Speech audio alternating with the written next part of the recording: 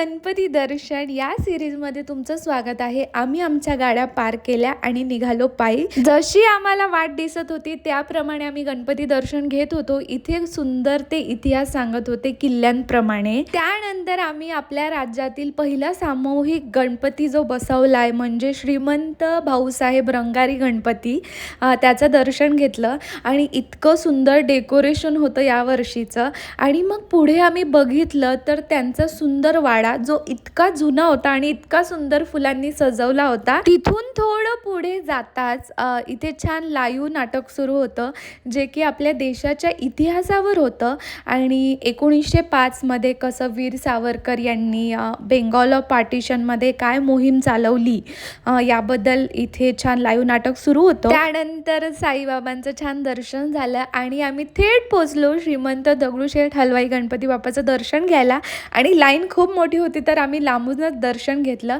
तर हे होतं part 2। See you in the next vlog.